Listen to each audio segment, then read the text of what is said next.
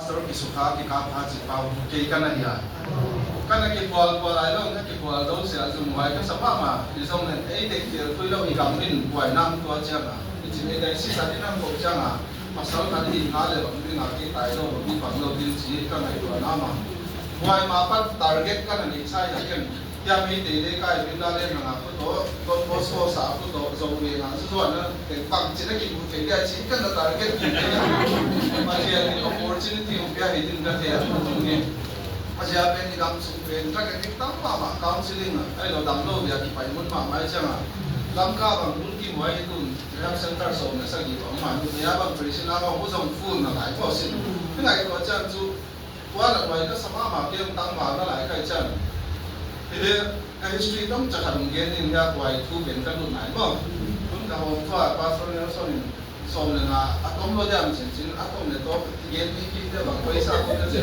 như vậy rồi nó tiếng nghe nên nán bảo tâm lo kia nó chứ cũng lo tôi thì toàn chân thì mấy mà thì nó đi ăn thì đấy politics lắm chung hà luôn đã nên politics lắm đến như Bar Street Jang ahi unau case of President Panam ko la victim story ahi adam de politics lam care de na tu de no chine ni wai ki pata de yen din thai ba to chang ni ke w sarkari khara final testimony be din thai ba ke the test of bang jan he chine tu tung bang dia pastor panang ai la bang dia ka lu ma de chi ba ken ka ani sia hi ka sia ka ani result bele ka ani effect bele ka sia tu sia bele bang ni bi dam samu Kule mấy thì tên bộ lên lắm kule bang ở tên bộ trong này như ở tôn là ở religion nó sạc hơn hẳn là bây giờ Christian thì hẳn là đi bộ gì à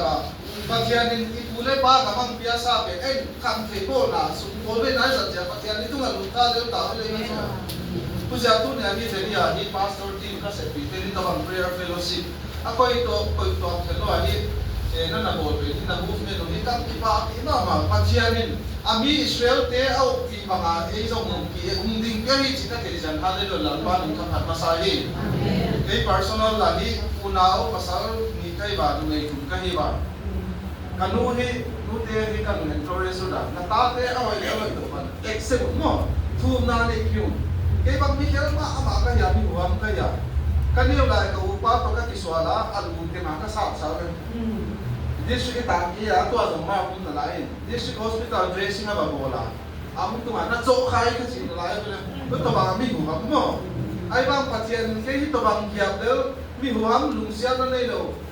mi dem ke ka chme ni mo pasien bang yang sa ku dei ja si kan tang hi ke siam ha kan sama ma kau naun hi sem bo la ka kai ba ka pai ni di ka pa se pai ken sam zo ba de biang ka hi ba ka sama ma ai bang hau ken president pa hau ken pa bi ka pa ko loi ba in kwan ma na ken kai chan ni mi nga ka kai no la ba hi ni ang free a ni free ka kya ba kau ken ni alian ken ni ELCC ma ki son ni ang free sa na la ya bo ni ka sim ni sen ko la ba na ki moral science na ki to ka pa thian tu mo ku pa thian tu pe ni no interest ma challenge ma in ken ka sar pa ko ma sar nào vẫn chắc hẳn theo phát triển cầu thì có rằng thì có cái thì có cái chỉ chân là đúng tăng tiền tiền phát triển nó sắp ai đấy phát triển nó cầu để phát triển năm rằng thế ấy chứ cô ní cái gì đi phát triển anh là tổng đi nó cầu á class 7 cái gì phát triển anh đi các kỳ làng kia các prayer mountain đúng không cô lại cái nào vẫn chắc hẳn cái elevator movement của lại vậy là pastor cái mà đúng không anh quan ai bang nào vẫn chắc hẳn cái half pen cái gì nhá 4 star te lui khat ki bun half pen to prayer mountain nam ki der ki thu me mo pathian ni rang na ko wa ilong approval ka poi mo ka cha nang ko na pin na o ka za pin a di le di lo pin pathian thu pin ka cha 97 90 di ka mo ngoi le nam ngai na chme ne gam thai na kang ni kha ini sa te bang ke tha cha ni ke jong pasal khat ka le bang ja ka nam ni te cha mi na bol gen te chi bang mi nam ngai na ngai to na hoi lo pathian ko na pin ka lu se kha 11 ka sin lai ni kan kula ka pa te se lo mam ta mo kum som ni ka tiang ba kula ni il se ka ki khom ba ka president president pa le ka puze go blen ni ama na hin la ya ke illa ba ko ma 11 ke ni size ka lain kau ba ben ki ka tu ma pa ben se lo hi TV à sitting khopin anam ta tumbe ke to ba hi major operation laser hospital ki bole ya ani ve na hi doctor ten upai no lo ko dong ka the to ka so ki the no lo ki pai men nuwa jong na sum se thon nei ne cha izong le ka jin nu tha no thau sa pa to pa dong tanu jin ha ke asset lai ta ya ko request ka bol ma swai ka kai dum asin jong le ko mo ka po diu ke from ka bol sin ka chiba pulai ta hi nazer hospital ken hi Catholic te ya chapel lo ma ke dong ka be dong ta lo ya ke pe ne ya ko ke chi lai baptist pro khat ka na ya baptist ko ma mo baptist a ja sin mai bang Jesus Christ a ja sin lo ke kan kan ai bang Catholic te chapel ka ba tu ma pa chen ko ma dal pa mi tan ka u fe ni ai in kwa na la din song le ama mi pian tha nai lo hi ama hin na ko ilan ke na da so men ka chi ni ka thu na pa chen am do ma lu kan lu to ka pa lu kham ma ba ya tu lai se lo hi ki te pan mi ke dam lo mo ai ba ha hi tu lai dan de wa tu lai dan ko to ang he ka ten na story ka u ba ni na dam na mi zo baptist ten ma na ka tu i ma wa pa chen ko ma ko tu ma ke na bin ka ke sacrifice a jin kan lu ko ma lu pa chen ka thu na lo ne ka u si lo de ka che kan na ba na mo na ma la ma sin ki lu kham lai ta na cha na pa ben pi pa chen za lai mi tu ta mi tu di ha ga me cha Patian ko ma nge ne patian nan thum na bang nan ta te nai chi sa lai dai nu te na cha kan nuang ko okay in ka chi na be ni thum nai chi bo thei bo ken ka wa de ka hi na ka kan sacrifice en patian nang hi na zong ka si de nga na u hi na zong ka hi kala twan si dang si chan na pa min ka pat na si ki le atom kem gen ta le hi 11 12 ka sin lai ni sinwa ni rutin na kun ka na ki sa ka nu na pa te se no ma chan ni kacil nama training din kakuana, kung ka training di wala the organized board di kacya, certain kung mani puso ite idanan sakay ite di kacya. Atong tiwagyan talang patiyanin kalampi sa pin, ama adi nga kaya ang nakoy pin, kato lampin si na lampin hiti ang tesa na ba ya chika kaloy te kate dong dia pau pi loy na jadari fani loy ma khulu loy tam commander ne ma Zan cai ke uniform na se toy mang the mo mo no de ya ma so ka gi chan ilang patian na loi su te na lampi su te ben na di lo hi chan ni jam long the lo ai ba hulai ni je la ka ta ni khat mo aha sandan experience pai ta ya ka pata ma ma na pa i lu le pa i bi he ti la ki la mo ba ai ba patian ko ma hi atom kim ge na ka khu ti na patian ka bon lan pa isi rapat di suam ko rapat nang puikian nge kalampi zui pen kaheng tadi kalampi mo kadam sun kazui non sidin ke bangai danin mai thal toilet thal toilet kanam pen kadam sung pen aba ilo nam pen society pen sia mo ti ngaka naging thal ana isi la pausian ni kungai damin chin ni swal tu pa ko patian ni ta lo pin una mai ti te aki ha zo bilo ama nong bel chin mo asapa commander pa ko sar ama hi kazi pa kazi nào hin ama ham zo hello sin tam ki pan hin jing ki mi ne a cha ang pui kha ai ma sin wi ne theng bo tha ke phai la ma kam pa ya bio sia pa ymc te ge sau sa sang ka kam ya a jin nin ka pa ya patia ne ni utar nang pu ya atom kim la ki len bie sin din se lo ka ka uma ka nu le ka pa de to bie ka preso zo in hi ka pa ko ma pa bible zu dia ko ni ka hi ka pa hi local chairman ya ka upa khang nai chairman ni na kapag ang ordination na niya, upa ordination na niya, zawla kanot tayo ba? Kanula kapag nung sapor law ka upa nung sapor law ka, tama ma. Kapag nga patunit na kapag nung zel kalaw kanuna zel kalaw kapag sa kape kabilang ni itawa ka upa kapag katin upa nung zel kalaw tang policy ba tama nang long to tuam upa order nilo sin mo bang dia Bible zil nang panoyan kasi ken na upa ka de sai na upa kwan zo le nang ka sin kaya kalung sa sin kaupan pasyan ko na tang mo kasi ken katang ja ka kwan so mo bile ka sin le in tong na lu tha do ka ba ya se long hi he de se bai training na long ren sa se de ya bai in tong na ma hi se bai training de ka na ka mi he jong ka dai je la ka upa pen hi ka ko ma to mo la ki hai toan tu le pa tu na ma lo na na lo pe lo de ni ke jong hi lo a pe lo de zong si mo ka hai toy mon hai bu zile chin mission la se le chin na lo to cha kha di na lo zong kham zo lo di di ngem di na loi te officer nge du sa nge se pai officer la ma ki be zo nang zong ken zong bang khat publish le khai le sa le ha sa lo hi physical lam da fit na ye cha kalung sim ka ngai to la pa Jesus Christ gam da ya sun som di an mo gil kya ta ta setan na ba him na pe na ong kila kain ko te na support di pen ang backup di pen ya ka o ba seten nang so ka cha bo kya no le tang se pai lu na no le officer lu din na no dam ki bu ke pai na lam ka zo tho di ka cha ai ba ka lu le ka pa thu mang nan Delhi a pang pa ya kum dum 2019 ka ma Delhi ka lai ka na to hi zo a zum bai na min le ka bu zwa cha nge mo ai ba ka tu a ke chu lo ka na ka le ka bu zwa te tu do na ta te ne me ke ya Oxford Illustrated Dictionary ji bai wall of facts te ko zatuma gilan zanga ki zwa de market price ha na zanga Monday to Friday ku working day se ken call center se mo lo kai cha ni khala bu so mi zwa le ni tha tum me ne ai ba nga ni ken ka lai BA pen ku MA pen ku Annamalai University ka bola correspondent last but not part for IIM Indian Institute of Management MBA Marketing ki bon ke na hi bung ki so sa nei lai jang class 12 11 12 ka sin lai hi nunga ka kan ngai ka gen ngam lo ya bung sang ki lam ka gen ngam lo phaya ye sin tam pastor ka pa nga hi phaya hi building pan ya ka kwan ka bu cho ngai te to in ya ka in ko te phat ka ben te pan pas sin nei di ata pan sin nei di batel ni chi ka batel ka no nga ngai no na hilai jam ke lo ka to na amo nu no da ka le ama ni ama si ma zum ke zum zum yung sin chu bang che sa nga sa mo ai ba pa chiang kia ni ana leng wa me thi mo chin kia na ka ka nei lo chu za chu kai mu thei sia tu lai ana gen ta na propose ta leng kia ni ya mo ka che ke lo ka bai tak te de lim ka bai kila khel khela memory di ka chia ku chin kam pai to Bible es delia ka zo din le ka bu ka zo pe su aphat to na ni da nga ke hi mi mai ni ngam lo ka sia sia gen me ni ai ba ho ka le ka bu zo pe kun confidence um ya mo ka le ka bu zo pe ku aha sa dan last part nagar part 4 south tex Munirka Noida Secunderabad Ghaziabad ki chai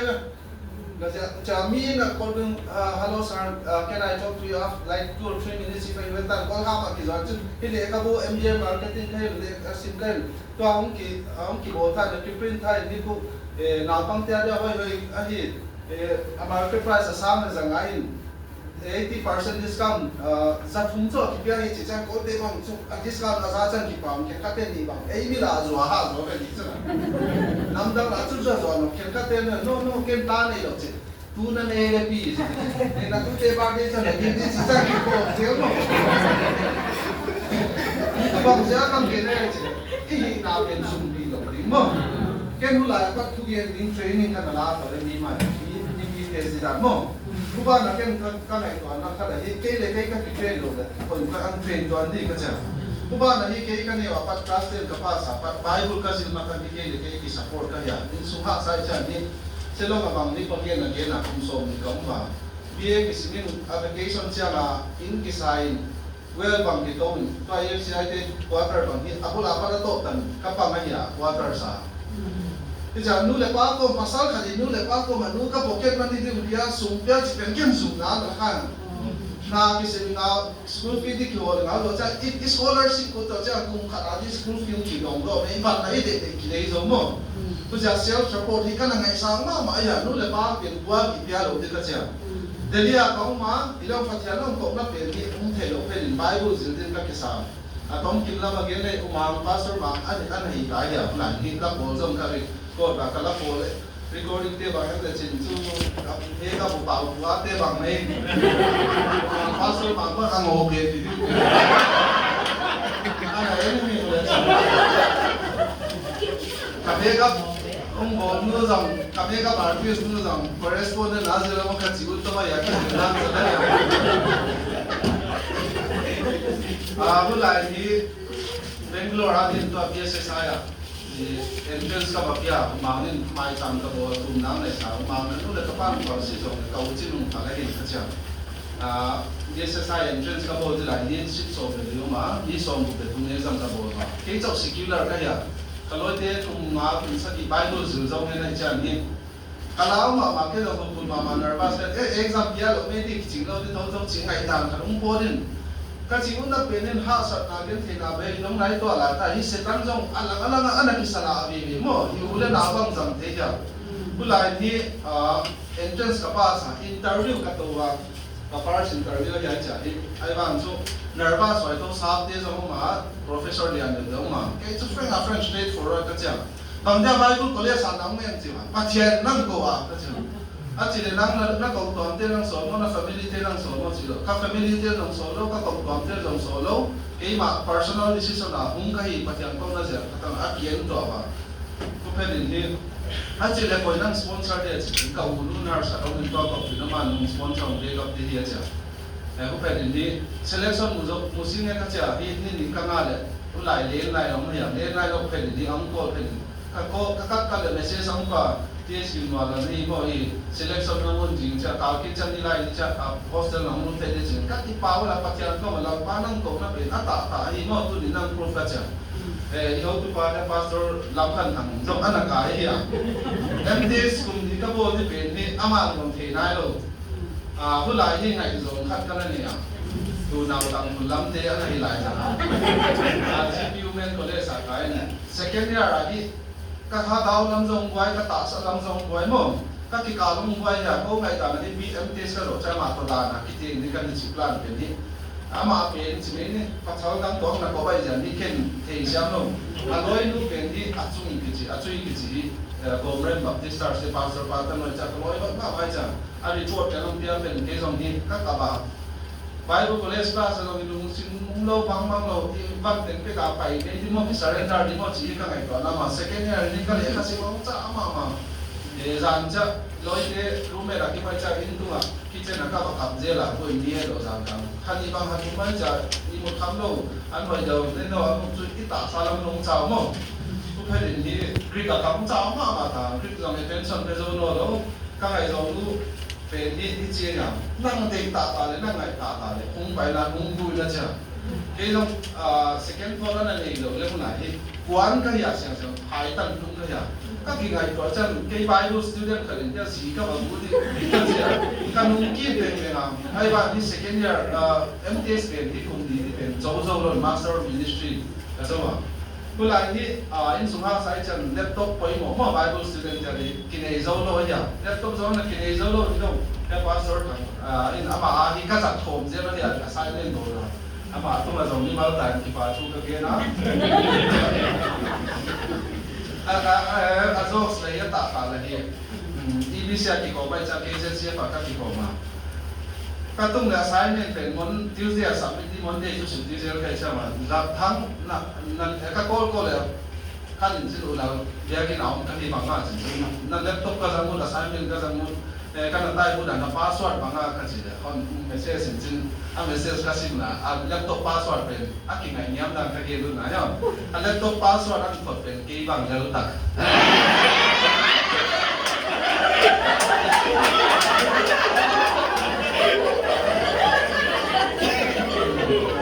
yang sama ni yang tak entertainment dalam apa? Asyik selalu aku musuh ni kita si nungalon lagi mulu aman selalu internship si dia mah professor orang siapa ABC nungal baik kan nong tu mai nong kai hiau juga. Apa ini mama di bawah kesama mah. Hitan mungkin potin bahasa lain mo.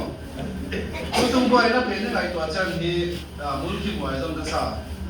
Buhay man hindi kayo na kato area sa ito lang mo kung lay makong na makatiyan ito yan kuha na. Katiyan ito kagyan na at topics ito tama ba yan? Kani o ito dami. Kani lay bol na kuha ni pundang na ito patiyan ito ang gen kitsin ha asa mamahi. Sai ko lama hi khat ta gen ka kwan na pelu ba in som na da thum na hi som ni de gen na bo la ya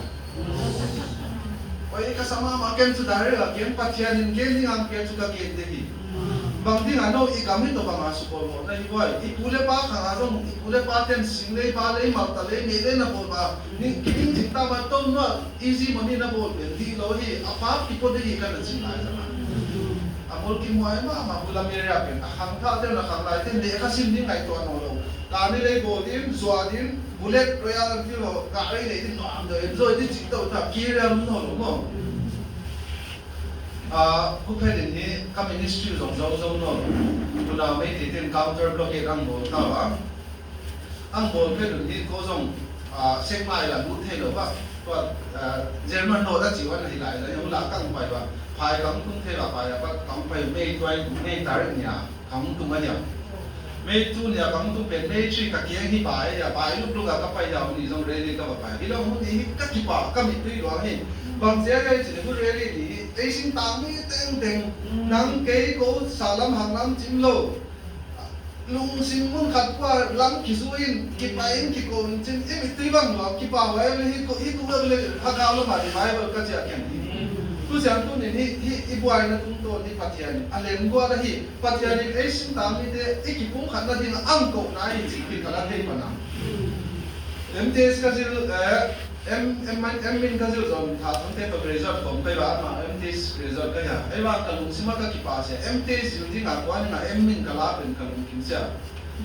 tu lại đi cái cái phải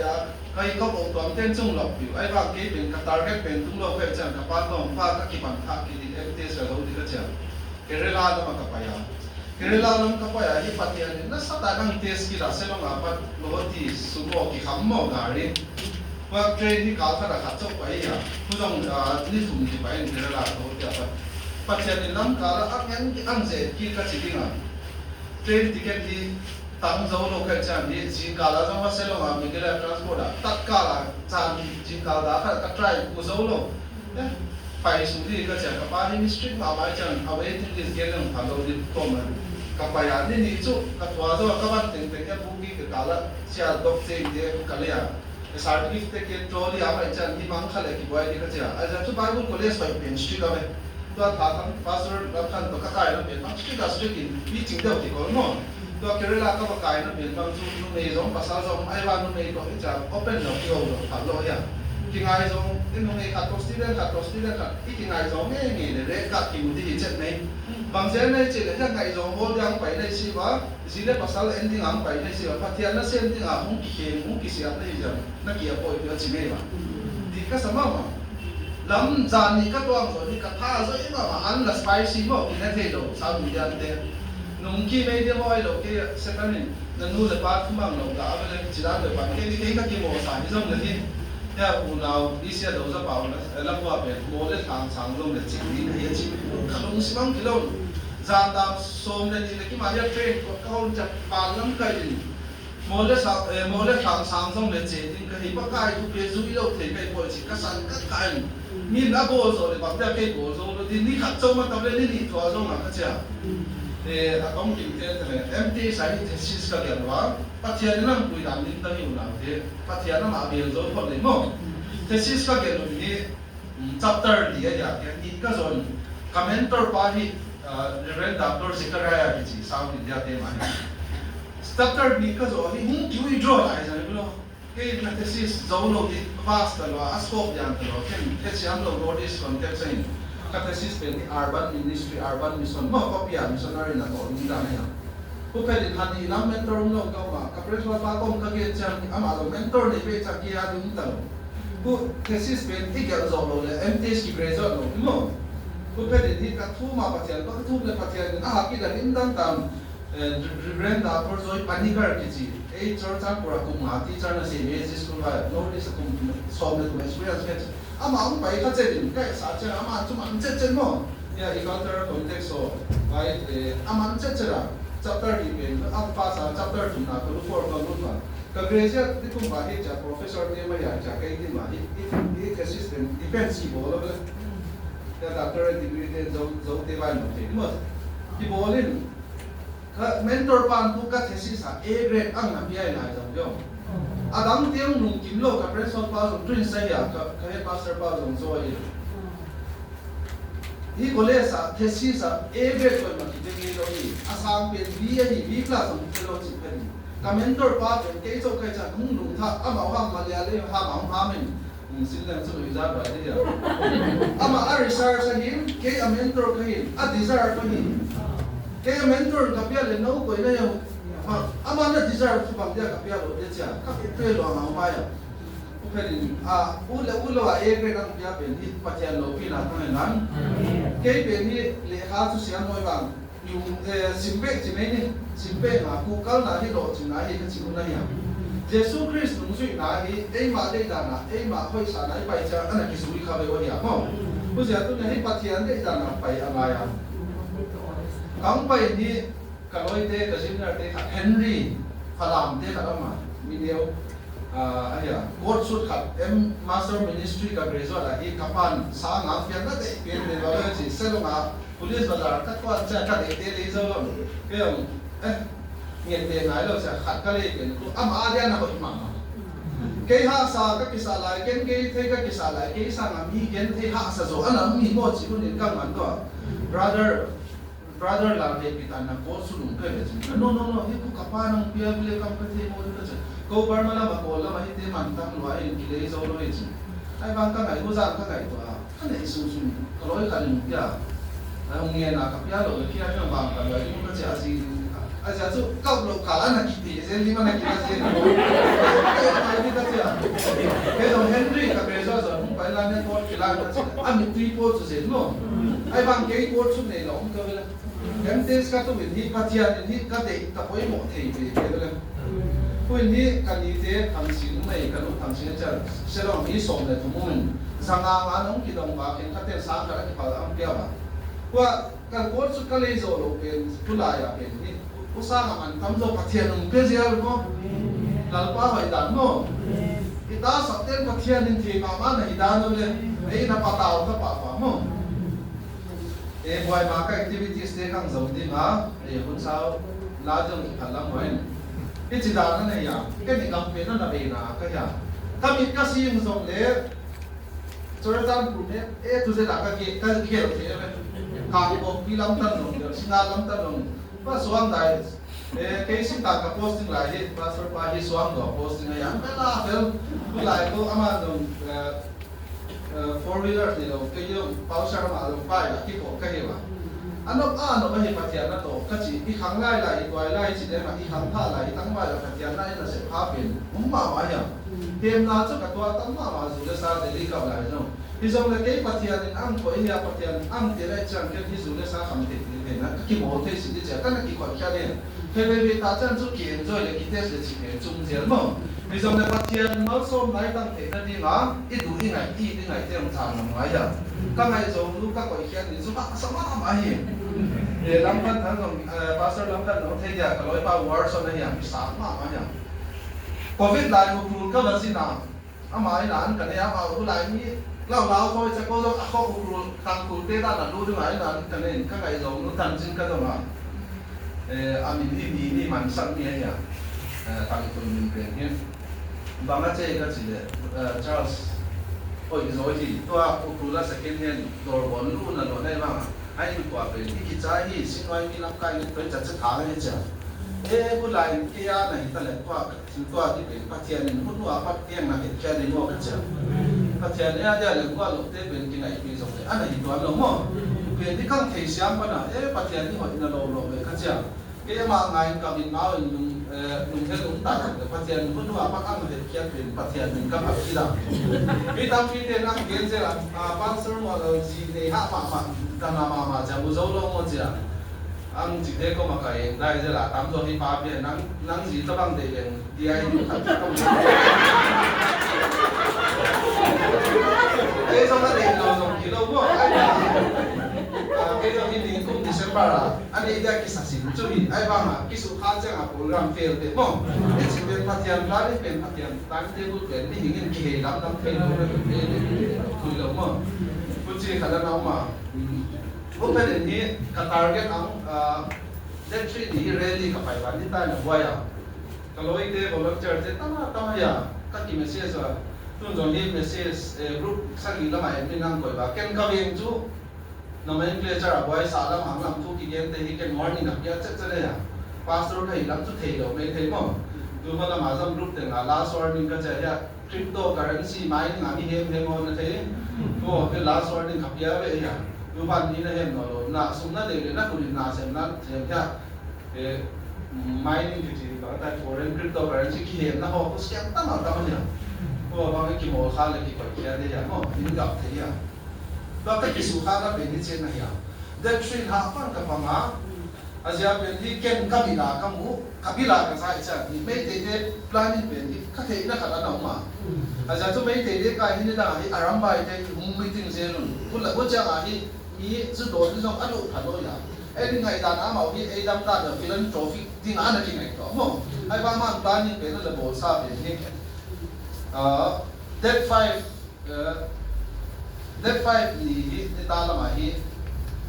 ministry ka o katung lampai pai zo katung hi ka ke sula akim kharam kan tam la ne cha kharam in kai dum khan kai ko te le ta na su tu de su ko ka ba mu the na cha ko ke la hi re ba na ka ta su le to a be na so ta khai lan lu to na hi se pai te ga ri ke ka bai ke hi ha tai tai ka ya ja chu wai chang ki ha tai a uniform ka sa la ya ka uniform pe chung ge da ne pa sa ra de lam chu ki lo lo de chi mo ai bang uniform bi su cha hi pai na la hi kun ja na la lam chu ki to lai cha bu lai a condition ni ja ka de ta a break ka ma na ma man a lu nung thau ko la ma nung ta chin ke la em ring ma curfew lo mo bang dia na ta ye chin medical me ja ga hospital ja ga problem ye ka cha ke mo phe gypsy first ke nung tai tu zo truck ti ma se ba ki ko ba na ti ya gari te lam ka ta bu nge lo yu te ku asa wa sau thum sky bu hum ki zu i go ku zo bullet proof gari sip kan join tata la stinkin ke ku ga dam lam zo da cha ke no cha ni ma pa mo china na ye pi po di me da ma tri la di me ki chi lo ma security aga be do ka cha hospital lam ka zo le ai telephone ka by front line um den tu ni ta i bil ba ma ni birenin ya mấy điều thế mà tôi BSF cái mắm thế thì qua cái đã order rồi vậy chứ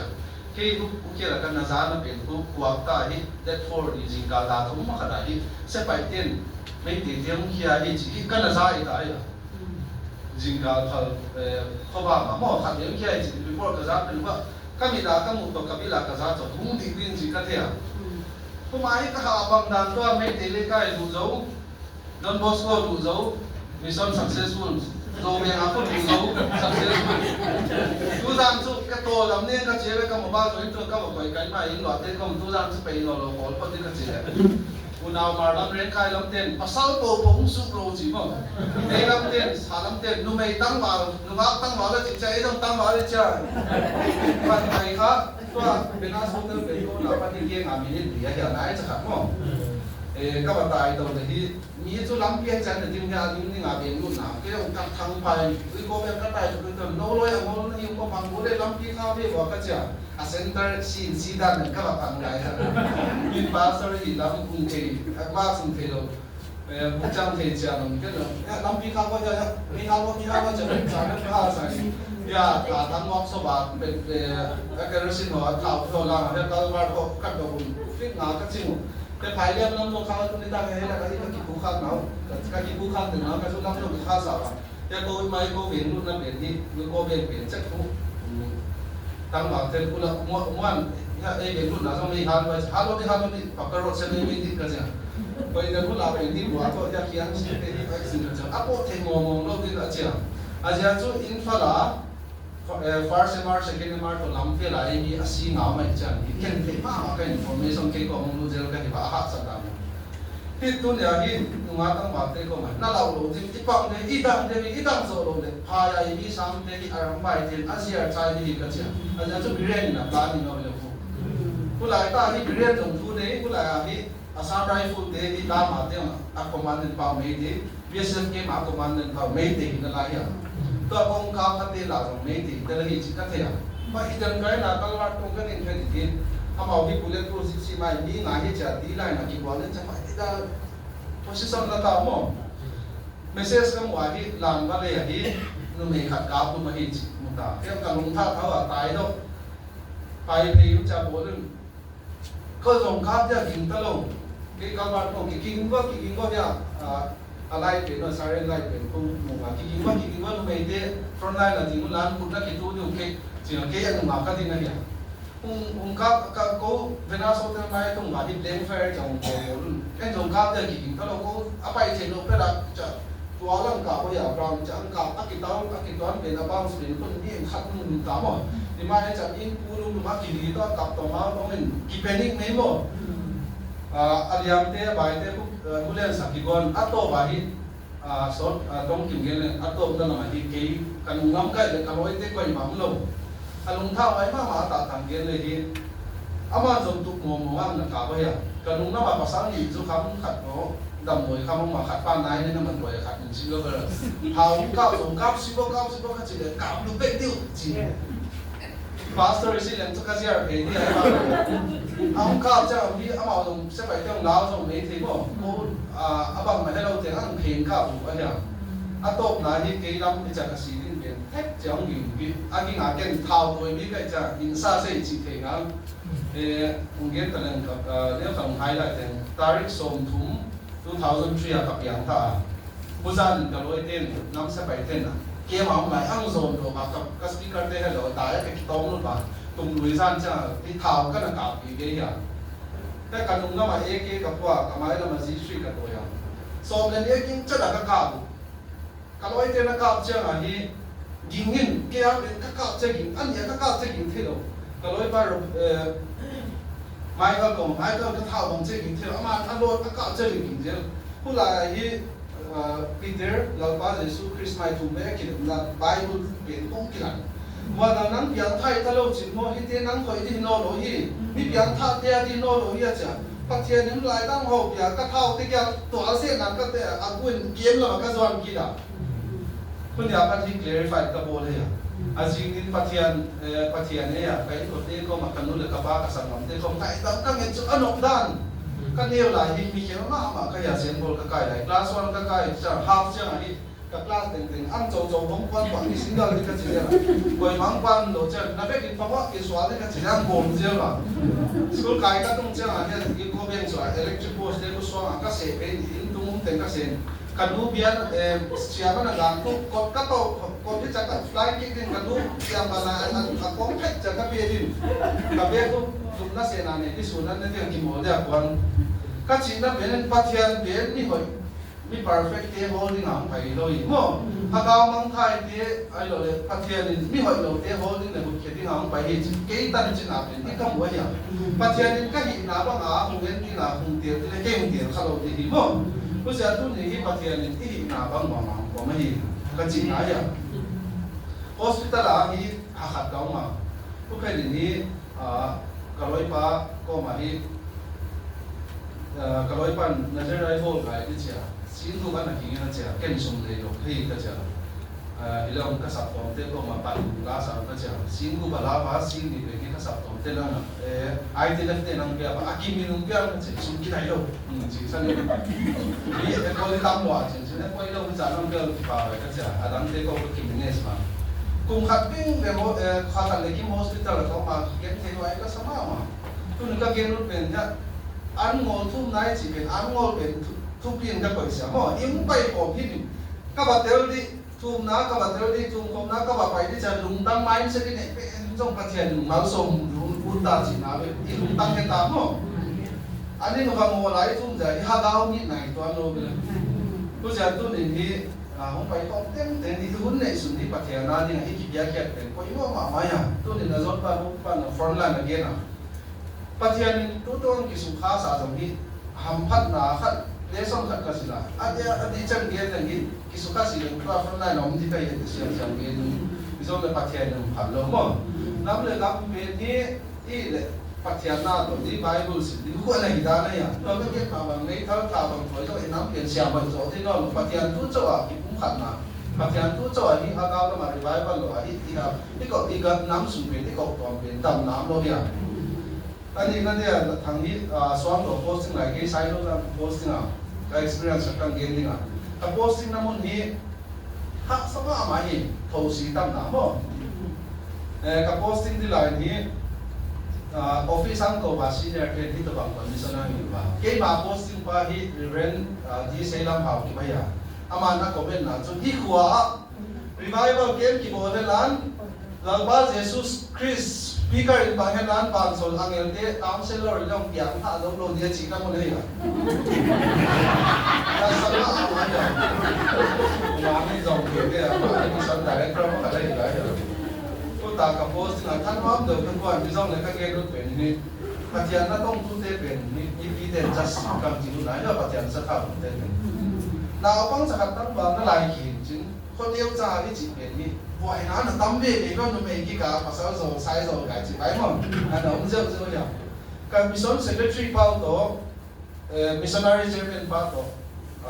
unaw tamba khat UPC te khat ana kingai ke ma case pen ke so ding ana ko ilai da man ke siam da da ko pe na wi ke sa do ja ma case bo te lo ko ko pen ku ke dong zam khat ana sa ni le ko kam noi à da quan na kam la tho si la sang à ke dong kam da kam mu lo king ta lo si kai cha le khat pa ko pe ma ke dong ai ni ba lu ku ni na counseling bo ma mo counseling ka bo cha ano me lu pen ko ko ko ma te sai cha khat pa pen ka gin nang no pa pasal tang ba ka na ni si cha na le pen dio nang na pasal lam ka ne le ta ho la mistake lo na pasal lo ka pasal tang ba na no welcome pen ti lo hi na ni ti ngai ko wa lu pen chu thei siang ti ngai a khat pa kun hung ho se lai na ma tha e long tang ba tha ta lai tai cha Baptist pastor te koi mabang gam kai si ne teng chi na ku kalung tha sin chi e hun cha ki zo ki mo mi ma ta person na na nga mo na ka pastor kai wa la pasal di thomi ni to ka na chi cha no mo ka chi cha mu tan tan chi si ai wa la ni an ho sia na da yo kan te su gen na ni water ka tu ma ka mi tui ro ma ba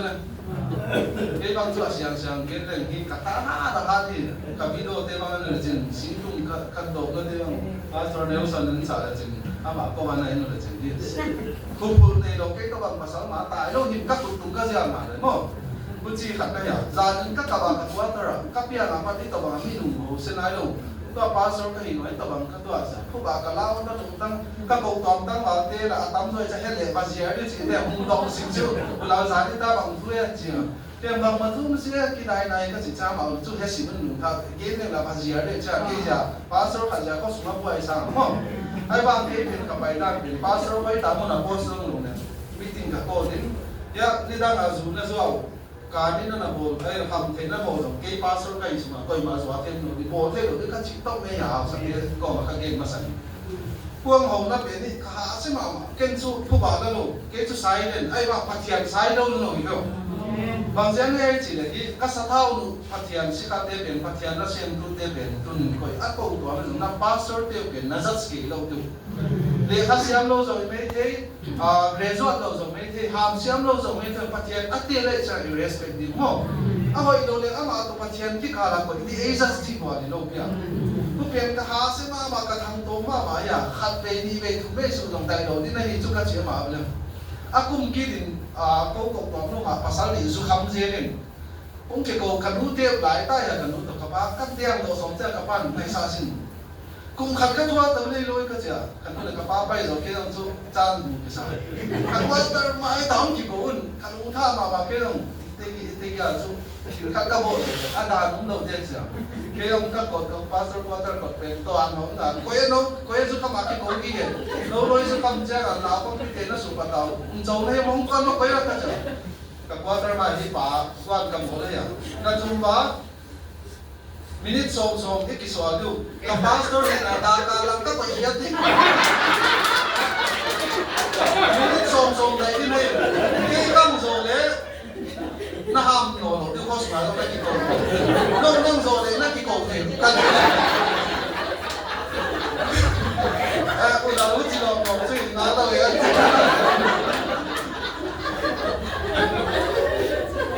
ai bảo áp đặt của ta cái anh đến xong về lâu đi để sủ đại thì chỉ có bao nhiêu màu đi sạch đại mình thành tạo mà nên rồi hành trình là cái câu toàn sĩ đường đấy anh bảo counseling các bạn này các thùng trái à khi các kia luôn là giờ tôi này hay pastor còn nhà sẽ thêm denomination là cái nó cái lâu điều cái gì à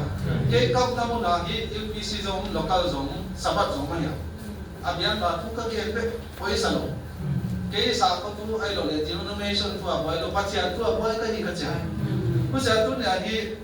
aja pe ti bia pathian ki bang ya mo ti pai na mun den ki bang ki tung na den mun ki bang ya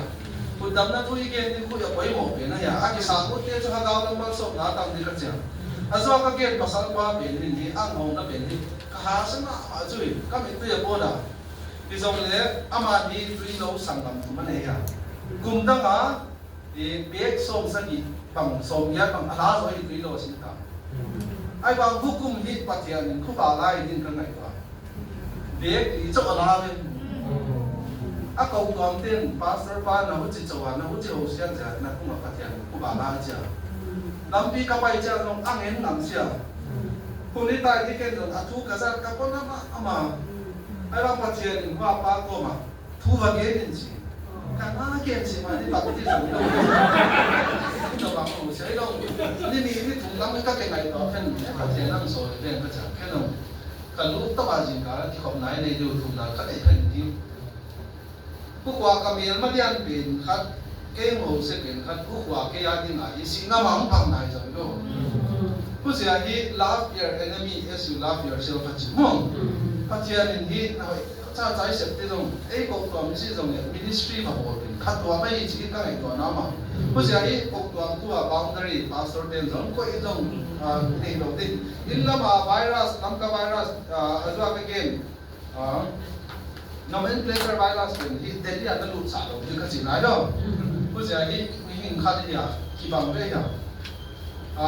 kum khalam abian kai the long ko ma ka ki ngai sa na ma ka ha lai ni te ka ngai to lần phan Hezekiah phát hiện có văn thum nào không kỳ lại không kỳ làm hay không lần phan cái hình hoàng về gặp sai nana các công quân lại cái gì đăng lại phần cả thá và lại bông xoan các gì là phát hiện thì cả lắm phi thì nó có mọi pin không phải gì là chẳng chịu phát hiện ra thì phải gì không rồi các cái toàn này thì không phải để thì để điểm phải đâu để cả xem cái các đồng sủng disregard đi đăng cái tôi sẽ đi phát triển ông ta mong tu ông tôi à, cái dòng này không phải đi biển cái thoại đâu mà, liền là dòng cái giật February last year là cái January second là cái try ta, mua dầu lâu VIP của ta anh thì này các phải số tiền thì ai thì left đấy có mà dòng petition cái là ông ban financial làm quay là cái này cái gì cái thôi đấy cái số là, tôi ta là cái responsible lâu, hàng ngày lắm ta là container ba cái pin lại à. Ini lang lại lên số anh là kỳ ngôn chỉ phải là cầm từng chạy nhau, bắt tiền là ngày năm tết này mà, doctor các kiến sao mà, kalau hospital government là gì vậy, aman nó ngày sáu rồi đâu, câu hỏi gì đâu đi, bằng gì vậy, là sĩ tế kiến, anh tế kiến mà tăng, atong, kỳ tổ mà tăng hỏi gì đâu, thì chúng nó lúng thao vậy mà, và nhiều thì này đâu, aman cái quấy mồ đâu, cái nó màu cái quấy mồ ấy sao? Có phải đến thì cầu tế tổ lúc cái đơn giản dùng ý kiến có thể đâu. Anh chị nhà cái try kêu là senior ban em buồn ngày thì chú Islam failure hi, thua kia mà hi alignment dùng thì đó chứ. Có phải đến em làm cái try thì mình đi, thì ta chung một sao cái chứ phát hiện cầm áo tem cùi à vui lên nào thế ra mình, anh em cũng bin thằng to, cái gì nhiều chỉ chính em sản sinh nung pan là la mà, doctor pan các kỹ sư khá đang tem đồng á. In Lam District Hospital condition no ma. Kaya sa friend daw yan. Kada doctor dia some experience no professional no plus a facilities no pa daw. Apan no no hi buja ichi ka hi ka cha. Doctor pa he pitan nang panlab din ka sila. Nasi sa no ba test lan sa ka tin ka test ang mai pera. Paisa no admit no na mo. First operation penda ka ha ya. Oh ama in Lam to kibang no ya.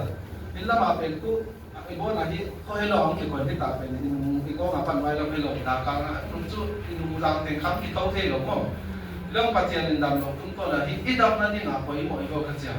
atong gimaw na din athar na pen hi bone drafting ang chiti pen su patian su katalen suta kakinai sa mama kaniwa pat kanaw pang lai pat zule sa kam te ana kikoy siya nga na kikoy siya cái tổ số Sunday school te biar dalam te part na lai nai khang nai lam te pathian pathian tan chang tui do kize na lesson ki ni do le chu ba to le ka cha ai bang kapan ni kan ni lai bal ama tang se pa apang lai no pa hi zaman gaspira ana uma apa sin apa doam ni ben ada te bu le na bu kita tiket chu ai bang a hi officer te ka commandant pa hu dong ko chỉ là apa xin capacity pen ku ni holder nei me cha ko command nen khalin holo chi de hol me ngai mo ku pen kapa pen a ticket a cancel sa ba a command nen pa pa ya kapan kami tui luang kum ke sa kapa kapia na pa mo pa sin ni na hi mo lo de kap chang ka kami hi song le a khon nu ni hi kwa le na ben ke to am le ni pen ai accident hi a cha ku pen in ke to kapa le son nu ni pen hi a third operation na pathian ke a ni na hoi a the ya hi pathian le ke ra hi pathian le wa le hi chi ka the siam pa na isi le cho siam sang gen nei ta le ka nu to lo ka jo je la nu ki to na le kha ka pa mi ta ki so na wai zong wai kum khat ki se no i se pi te pastor te na i pol pi te na ki ko tom te na ha long pia pia mi tu lo ke la e ko na pen ki so na wai go ta ka pastor na to pe ni ko mang ka na chi ma na mo ki zong le pathian na le ngwa lo tin ka ngai to mi ya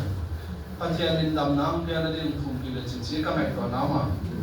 ki tam pin bang ya na ka tel se ke na ng sia a thu pi da u sia yu na pa ya te aswa ta te kha le ka ja kaliam zanin zong ni ko hello wa chu ka hirai long an bon sia san cha ka kieng ka khalai jong ki min ka pu thum ki min cha ka ki ting electric som da na ka be la ma ka ding be ku cha ka be la ma ka ding ka ki support da la ku pe ka ding zo lo pe la ku to au se na ka ki ni mo ka ba phat da to ching neo pe ni ko in kuan ka nau te chi mai ni ka in ko nai ma ma ya ko ka sama ma ASEAN sen gen nei overbreeding asilin ka ngai pa ke jong ka pu a hi cha pu ina to la pa ka ko pen ka ku lai chan ni khalai la me mi si le ke jong brain tumor ai lo ka wa lo si lu the mo ama jong ni dia ma ma ya a o mai lo a mai lo ma ka pa cha to al kho khu cha an kon sa su pai swa din ka king ta i jong le hi tu ni ni asite pe ni asita i jong le i ka ma ni nga martyr si ngai sa ma ma kai ka hi tu ne ka ngai to cha nu lain pe do mang mang ka ma pa tian ko ba to kon la pa ki ta pa rung hian ki ta ka si na mun ting zo lo ka si na reason ting zo lo na sa na to mu na lai ka hi pi ta la pa pan kin ka cha pa tian ko ma chance ka ngi ni mo ka ki ko cha a ku i tha zo ta kwa chu ki i mi pai si min ti o e za ko pon ung pan pi o ka chi cha koi ma cha lo a to ba hi ka tu zo cha ka za volunteer te zo te ni nung mun ung pan e pastor pa jing jing lim dang sa be ong te zo kwa ang dok zo lo phela volunteer te ko le bien no mon khat ta le bien no tam pa te nei ba hospital la pro mi nong le pastor pa nang me le kong dok pe no cha pu sang pe ni ki be dong ma mo abul tu nga hi ambulance ke ang wang som na pin mi aliam tam ta lo ta anexan nga sa chang ni ki nga lo si san ya ang ka pa pe lu kamai lama kang ka to lama pon mun ya cha si san ki ka bai cha ni ka bei dong ma ke dong ni ka lung ta nga i khwa khat le ka gen ben joshua pathian ka thum na amar mi te to ka la do ni na kho lai ha te na na lai na chi pen ka ban bu thi lo te ka hi jing cha ke a ni nga ni hung swa ni chi pathian nang ho ki la la pa no pi na ta nan hospital ka to ni ki pe ni ka ya x-ray ka la ba surgical wa dam koi ba e ortho ba da ana ma ma chu female wa da ki men ni mai no me men zo ni tha ni cha kwan ki ko ama no chu ai ba hospital hi ki na tam hi unau ke kel ten a bo le ma ama ba philanthropic ten wa boy ni apat tu ni ta ka ki po ta na hi sing ka ni ta an fri ang bom lai zo mo dam lo te fan ko ya bo do ka chia ke chu ka do sia pa a gam na de tia de chi ja no e chi na cha ka gen pe nin he si thế nó luôn si nó liên quan tôi đến bảy ba rồi là sự cái lâu hiếm hình cả lão sự tiếng lão ban ông mình kia hi lão ban kia thì ông hi chỉ cái lúc si mong cái làm à để khen khát tên cha một chút đàn ăn game mà một lần nằm phai một nó bằng khăn nó cạp ông cạp nó bằng cạp nó để cá trong này thì ngồi đi cái ngày mà ta thấy cái gì bóng ra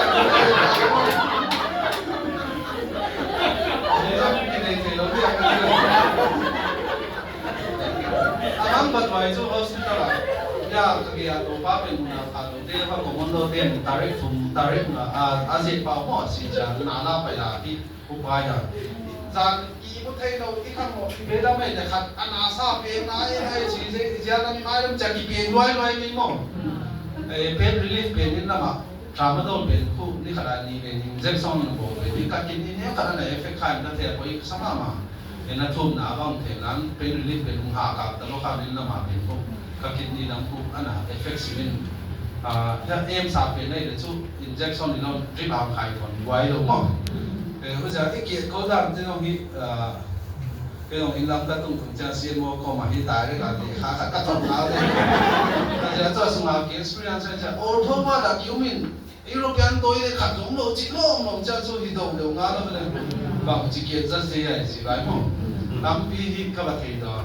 phân là ông ngã là phân có nhà bảy đây chỉ học được không, cái kia nắm mà nhà máy đâu mà biết là các operation là bênที่ตั้งใจก็ต้องที่กันลงkia pastor đi giống này, phát hiện na tông giống hiện cái gì vậy cái gì mà, cái này có thể mong cái nào mà giống này phát hiện tăng trang tụng bền, tu thì anh em nấu tiền thùng na giả là hiện cái chữ đó, nấu tiền năng là thùng pi vá ngồi thùng này lên cái mà là thùng nào năng thùng ra, phát hiện những thùng nó mốt tạo bền, hung đồ cái gì, cái đó xem cái này chả, mi mai thì thấy đấy thì gọi khó lâu cái gì là xem, bây giờ thì bằng mà dòng tối đó mọi dress code bằng mà dòng tối đó chả, cái đó là ông phải cái gì phát hiện nó ya ấy thì các bạn là giống như phát hiện nó sẽ tâm phim là lại cái bên để ra cái tích là cũng đều không thì là tâm đều lê là tâm đều nắm sẽ phải tiền là khám bác áo mình là xuống text là này đúng không? Tôi chỉ là đi rehab center là tâm đều cú ta đây là chân căng thế là lại đúng không? Tôi chỉ đi làm cái đi ít bằng hồn rồi đấy, công toán tiền bằng lá rồi đấy, cho sang một cái vậy đầu đi philanthropy kinh soi rồi đầu đi, công toán pastor thế, công toán năm cái thế, lùng khát tập qua rồi ba, strategy thắc abo rồi đấy làm cả sung cái trái thì sai à, cái này xem mà bây giờ cái lùng rồi đi cái gì bảo mà, anh em bây giờ tìm trong cái dù đồ nó cái làm cái gì ác vậy là tiền nó là tiền cái gì vậy à?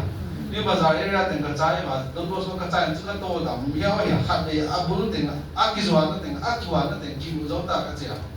Bây giờ cái gam sung biến nắng lại cái quan là lâu đấy, ít xem mọi lâu đấy, coi qua mấy cái này à,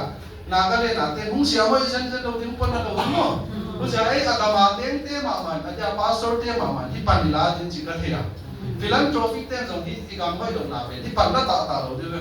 Tu lai philanthropic theo cái cha ni anh là sẽ xem ta một cái chỉ trang khen khác khác lên đi chụp ảnh bên lòng đi khen khác sai đã hồ anh là tắm biển đúng không? Bây giờ ấy pastor tiền anh bị biếng khác thế mà đi làm bên ở hội đồng làm bên ý kiến làm ngay đấy đấy the voice for the voiceless cái gì à? Đúng không? Bây giờ ấy tu này bằng hòm thì cái sẽ năng để cái chỉ muốn nổi rồi tu này làm thế cũng tổng ta đi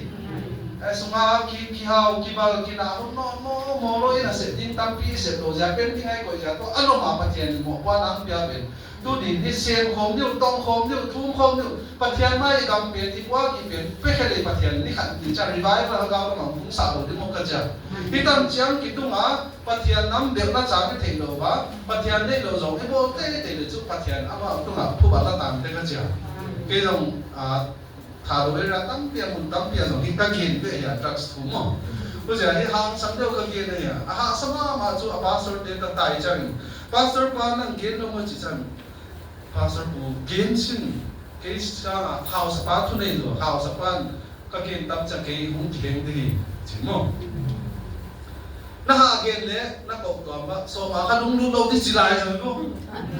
house thế con house bu năng bằng đeo nó khắp đôi chỉ chân na ha again le na ko suma ati ti zo lo ni hi kichi ito bang condition di ka ko ichang na ho to tu tung hi panila ka jo movement di ko tha diun di ka ma jong hi khela chance opportunity umno lo ti ta daw ma revival na tung na jino hi ka ma ho ja to ni ai pang ta ma ba din koi mo ka sa sumna pai ni sam si long le tu ni tan cha mi ni ka boi ding ding mun sumna pai ben khan de kang ye to le pa tu aton na din cắm bay số tiền hi sum ni sa cái này chỉ là đi trong này ATM kiểu nó mà tôi thấy điện hi cái dòng thả thắng đôi các bạn bay khát lô là cái nào là 2.5 lakh Baroda Bank các bạn là 2.3 cái này bây giờ chúng tôi kiểu rằng college thả hỏng à Monday to Wednesday to college Bible lecture các bạn là Thursday Friday office na cái gì bây giờ cái này thì tôi làm lúc đó chúng tôi là cầu về thì lắp cùng lắm thì ngay giờ cái dòng bay về thì lắp khát cái kinh nghiệm cái rồi kabai na hung ben te ma kai chai nei lo ki le cha ni ang la za tu kiến tung beng beng me mo ki ma ba la e ya da dam na poi mo zo ye ka cha thì dùng lấy các kia nó phải ít súng lấy bài này để cầu không biết thử thế về amang thái thế này đã nó quay vì đầu tiếng mà quá là đầu tiếng phát hiện nó sáng ở hội rồi dùng cũng biết thế à tôi các kia mà cái các ngày trả nó phát hiện kia nhưng là đến qua khát ăn ống sao biển cũng biển cả lắm tuổi này các chị này à thì sau đó tôi tăng trả thì các bài những các mình sẽ thì có chân sẽ quay thì ông thì phần rây sang bộ sao cái hết kia rồi lấy khá là xí thì nó sáng hả mọi ông rồi lên vào cái nông thì bà ta nói là xí thì các bài kia đã thì phải sang đâyผู้เป็นองมินองไว้ที่ที่ด้านนักเด็กขนุเป็นกำไปสุบาเดนะนู่นในเอเรียลุงรูดเดี๋ยวมันจะกักกิจยามีขนุดาบะองรูดเป็นมาเดี๋ยวที่กำทุ่งมาลักษณะสิ่งทุ่มน้ำเอเรียลุงรูดได้ละเป็นตัวกำกินไม่ได้เสียตัวตั้งแต่ปัจจัยนั้นละโลกเตียนนี่มาละนะหามเตสารบ้านมาผู้บ้านนักสุนทรไปนั่งปั่นบินนั่นมาปัจจัยนั้นก็ทุ่มนั่นเตียงโด่งนั่นบ้านน่ะตัวตั้งแต่ที่ก่อยมาบัดเด็ดขางโลกเกที่ที่ตั้งใจก็เก็บไว้เป็นในดินดังกษัตริย์ดังโดยล้ำกำไว้สิ่งนี้อามาดันภาษาขัดต่างจะเตียงบ่าบริษัท NGO ขัดฟอร์มฟิลับที่นำเปียเกี่ยวกับฟิลับบุตรอังโฟนันฟิลับไต้จะเช่น New Generation Trust อาชีพมันเรื่องการที่ออฟฟิศอาชีพกับฟิลับเนี่ยดังโดยมุ่งสับได้หลายใจโอเคอาจจะว่าที่เราอามันตั้มที่จะตั้มเดี๋ยวเดี๋ยวกับไปเจออามันอาจจะที่บาร์หุ่นเจอหม้อกระดังหัวเจ้ามันอามันตั้มที่จะบุญล้ำพัทยาจานพุทธิศาสตร์พัทยานินอาลัมปีเฮดซาคุยซาหนังมายาเกมีหิงากันกินเอมามันจะเป็นไอทีเล็บเตียกันกินเอมาดิฉันเลยกันกินเอมาตอนนั้นพัทยานินไอทีเล็บซาปันปีที่กูเล่นเอาตั้มฟิวเบียฮิจิพัทยานิมัวเลยพัทยานิก็จะพัทยานิตั้งปันปีดูนิตั้มปีเนี่ยฮิมีกิโตงายมีกิพัลุมาฮิจิกันกินกูเลยอ่ะเพราะฉะนั้นมาบ้านเราต้องบอกว่าตั้มปีกันเนี่ยกันต้องกอบแล้วมาต้องkan sen na beni Bible college beni kwai jan ka thaba to ka mukwa na beni Sunday school ma na kon Sunday school hi superintendent ang tu sawa bilong kum khanam ki sem no cha ni ka wai te junior doctor hi ana bol ka cha bilong ka ki ngai se de la kum hi la pathian na na se ma na zu na ka ka mukwa na rong sem the lo tong the lo ka pen chi thi ka de ta chan ka ki ngai sai zong le pathian niนี่ขันนี้จะมีดำน้ำเป็นที่สร้างอาจจะฮักเอาแล้วมันตัดสลับพัฒนาเขาท่าน้ำเปรี้ยวเลยสิกระทุ้ปูน่าจะผู้จังตัวนี้พาสตอร์เตย์เลยอาจารย์พาสตอร์เนลสันตัวนี้เซรั่มเนี่ยนะจ๊ะก็คิดว่ามาให้เตย์ตัวที่หัดที่บางเขาได้อัตโตนั่นดีนะให้พาสตอร์เกย์พาสตอร์พาตัวเกี่ยวกับมันตรงนี้ first Sunday last Sunday นั่งไปนี่นะจ๊ะผู้ละมาหุ่งโบด้วยนะจ๊ะเป็นทุกที่สาเขาหน่อยเด่นเราถ้าเราหามากินนี่ใครจะมั้งนั่นทุ่มสาวแต่จริงก็เสียก็เกี่ยวกับตั้งเหี้ยอะไรสักอย่างนะครับพวกเฮดใส่จะนี่ถ้ามาเปลี่ยนเรื่องการตาร์เก็ตสมัยเหี้ยดูทุกวัยนะเป็นอะไรที่ตัวบางข้าสังนาที่ตัวอาจารย์ที่พัฒนาเป็นที่เฮดหมดบางเราเหี้ยก็เกี่ยวมาบางที่ตัวนี้ที่โน้ตเต็มนั่นทุ่มกิโลนั่นปันกิโลจึงเกี่ยวกับว่าตัวที่ก็เหี้ยที่ทำโน้ตที่ห้าสันนุ่นอาสุนแล้วไปห้าสันนั้นตัวจุกินไอเสียไปมาเองมั้งอินลำกำไปมาดงเกียนนี่แต่ละพัฒนาโลกินอะไรนี่กันนู้เราส่งทุกที่เราเกี่ยวกับที่ใดเราจะนี่ก็ดำโดยอาคารนี้ที่เป็นผู้อาคารที่มาจากไก่จะอาชีพเดียวมันตั้งใจจะอาชีพกับตั้งกับพอเก่งนี่กันนี่คนนี้นี่กันนี่จะอะไรอ่ะไปห้องพัฒนานี่หาหน้าดำหน้าเตียงเปียดูตุ้งกับไปแล้วตุ้งโตนะBible สามที่อัตโตมนั่นเองก็มีเรื่องจากการไลฟ์ experience อัตโตมนะนี่นั่นเองกับ testimony ที่สายบุญส่งมาเรื่องอาจารย์ก็แบบมุ่งไปที่งามในหลักความสุขดุลละอันไหนไหนอามาสุขวุ่นมีกิโลวินอาดันตกสันนิละมีติดตลอดจงอะไรตัวนั้นเตี้ยตกสันนิผู้เล่นหลักบ้าก็มามุ่งกี้เดินเอาจริงอามันอันไหนปีดิ้งผู้เล่นที่ปัจจัยก็มากี้เหตุอามันอันไหนดำนั่นสมามาดิ้งเฮียงาลังบางเช่นให้จีเดก็ไงตัวนั้นเตี้ยวแล้วไงตัวนั้นเตี้ยวเฮียเสียผู้เล่นน่าดันเตี้ยวจงกับดันเฮียสิหลังบ้านนั้นจีฮีตุ้งกระบวยนั่นตุ้งโตนะที่ตั้งใจของตุ้งเป็นนายที่ขาดใบบุญขัดกันน้องที่นั่งล้าจงน้องไม่ละสาดาตัวเตจะให้ตั้งใจตุ้งใครเสียสุ่มเล่ไปเสียจงไอเสียฟาร์มาซีอะตั้งโดยมันตั้งตาเตกันเนี่ยเสียจงให้ตั้งใจตุ้งใครเสีย3 numbers ตาเลยส่งมีเด็กจางขัดเด็กจางเนี่ยกระดาอินหอยากนะปันปีหงห้ำดินเกมันทิ้งทางลำกะเวบ้านเลยเสียสิป้าปะกายตัวปันปีหงไอโซยนั่นปานนกพินาตานั่นมั้งตัวเด็กไม่หิ้งกันกินเองมาอูเดนเอาก็กินเองมาไอโซเนี่ยฮัสยาฮี thì dòng này các cái nhập đầu băng tại cả thiền đến đầm đồi lắm xuống là phải cái đấy xuống là phải đấy cái mà nào về chúng ta sang ok tôi nên tăng trang phát triển nó bia biển phát triển hậu sẵn là giàu dùng cái gì chứ kami itu kapal tak baik kerja tu kami ni kin mual lah ya phát na ting kin ting mual mual ting alal na tel lao na hi phát na na giàu tu pi ting chỉ ada cang kami kapal jauh si bang kat je lah mo cái gì mà anh đi mình phải tạo đi đâu lên và atop na ting hi chia nếu bây giờ cái mình để dù cái mình dù đồ là cái mình để giờ có Peter John nói đàn nữa dù lên nó luôn Mary đàn được tay mà tôi bảo ngay mình nói gì sang ngay phát triển na đi ngay mình anh là ngay mua cái gì này mà mình nói đi sao mình nói tôi là mình là dòng này anh đi đâu khát uống về vậy à bây giờ thì tôi nên câu cái cái phần mình này lalpa để bằng xem tu phát triển là phát uống cái phần này chỉ cái thế chứ mà ta kamaba ni lung kham na khat jong ka nei sia pathian itan chang ko jong tu pi ka sa puza nin bang an si taleng chi an ngai to na bang ki le mo an si khebe ni len chi bang ngai to na ma ni zo na pathian nin an sem tin hung jang mun na la yong de na la ye ka cha chung no ma pathian na se pe ni pathian mal so mu na hi ka cha atop na dinga azwa pastor de just sim ka chi na pe mo ama ka defend na zo hi a puja hi pathian na tung tu pe kanyal tu against right phang hi pathian ni tu ta khangai hang sia te ya tam pi cha sin tang ka tu ma ho pe chok kang gen ni na tu ta khang lo bang tha lo na lai le tu ka kem to kai ka ti to ka te mo puja tu na hi pastor te fen hi siam si jong le i be up to support de chi kam ge lo na ya puja tu din hi ule naw te nam kai te pastor te set pi te le nang i ba nang ngai na ba nang de sa ba ke jong ni dang san ka tha thu zo chi me ni ka tha nuam zo pathian tu gen no hi ka tha se ma na hi ni jong le pathian tu ngai na sa tai testimony how jong le hi tan chang gang zo pot yang pathian lo pi na tang hen lan lo jong ke a pa ti sin thi tam pi na nei ding ba hi na bang bang le tu pathian hi na bang bang bang tu pathian na ya pathian nei na mang pang le ko yang do the jing do zo lo ding hi tu ni separate administration duty chi jong biren nang pia di lo pia maniku government nang pia di lo pia central government nang pia di zen agam nei tu pa pathian ni bia ama ai sulung dama ama ai ka pa sa le aung sa hi di jong le 18 isil nice ya ikipe zo nice ba pathian te ba ihil ko zong nice ba ku sia hi tu ni hi pathian mai kun ni un kilan ki le pathian ni e sing tang mi te ni ham phat na khat sa le na te nung pe di ka hi ji ma ban tu din he ta se si ni un hi to bang program asai pe ni ham phat wai le hi